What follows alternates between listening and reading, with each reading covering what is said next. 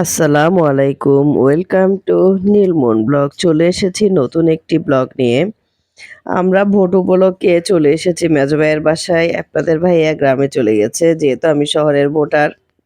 মেজো ভাইয়ের বাসায় জমজমাট ঈদ আয়োজন চলছে। এখানে শওকত ভাইয়া এসেছে ভাবি বাচ্চাদেরকে নিয়ে। শওকত ভাইয়ের সাথে আমার দেখা হয়েছে সম্ভবত ১৪-১৫ বছর হয়ে যাচ্ছে। যেটা ভাইয়া বলল।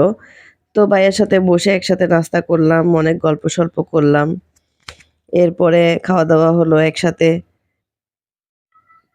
যেহেতু অনেকদিন পর দেখা, অনেক গল্প করলাম, অনেক দুষ্টুমি করলাম। ভাইয়াকে নিয়ে অনেকগুলো ফানি ভিডিও করলাম। যেহেতু তালতো ভাই অধিকার তো আছেই, সেই অধিকার থেকে একটু মজা করলাম।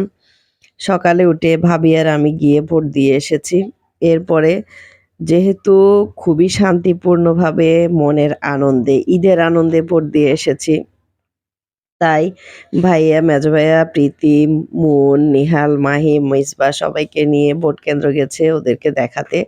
ঘুরিয়ে নিয়ে আসার জন্য গিয়েছে। ওদেরকে নিয়ে গিয়ে সবকিছু ঘুরিয়ে দেখিয়ে আনছে। ওরা যেতে, যেতে কেন্দ্রে অনেক মানুষ হয়ে গেছে তখন। ভোট কেন্দ্রটা একদম মেজো ভাইয়ের বাসা থেকে খুবই কাছে, হেঁটে যাওয়া যায়। তাই ওরা গিয়েছে ভোট কেন্দ্র দেখে আসার জন্য। ওরাও খুব এক্সাইটেড কারণ ওদের জন্মের পরে নিহাল মুনের জন্মের পরে ১ম ভোট দেখছে। মাহিও ১ম ভোট দেখছে। আগে তো কখনো দীর্ঘ ১৩-১৪ বছরে তো কোনো ভোট দেখেনি। তাই ভোট নিয়ে ভোট মানেই ছিল আতঙ্ক। ঘর থেকে বের হতে পারত না। তাই ওরাও খুব এক্সাইটেড ভোট নিয়ে। ওরাও আনন্দ করছে, দেখছে। এরপরে ছোট আপুও চলে এসেছে। ছোট আপু ফোন দিয়ে বলল যে ছোট আপু আসতেছে। তাই আমি দেখছিলাম আপা কোন দিকে আসছে। আপাকে দেখার পর ভাবির বাগানগুলো দেখছিলাম আমি। ভাবির কি, কি গাছ রুকেছে এখানে। ভাবির বারান্দাতে পুঁই শাকে পুঁইর ফুল ফুটেছে। তারপর থানকুনি পাতা, অনেকগুলো গাছ পুদিনা পাতা মাশাআল্লাহ। আসলে গাছগুলোকে বাঁচিয়ে রাখার জন্য সারের প্রয়োজন, পানির প্রয়োজন।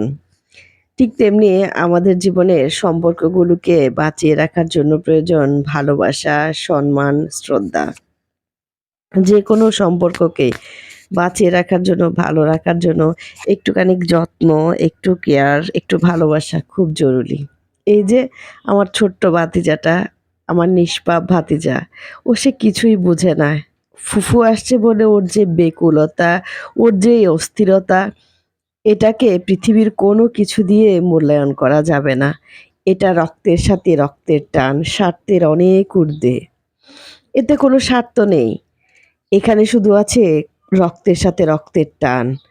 সে রক্তের টানেই ও ছুটাছুটি করছে, ও অস্থির করছে ওর ফুফুদের জন্য। আলহামদুলিল্লাহ। ফুফু হিসেবে আমরা অনেক ভাগ্যবতী। এমন ভাতিজা থাকলে জীবনে কি লাগে বলেন তো? আমার ভাতিজাদের মুখ ভরা পাপ্পা ডাকটাই কলিজাটা ভরে যায়। আলহামদুলিল্লাহ। আল্লাহ যেন ওদেরকে সবসময় ভালো রাখে, সুস্থ রাখে, ওদের দীর্ঘ হায়াত দান করে।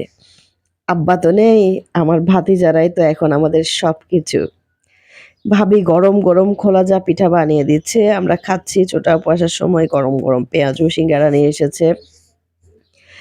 ভাবির হাতের বানানো গরম, গরম খোলাজা পিঠা খেতে, খেতে এদিক দিয়ে সাদত ভাই চলে এসেছে।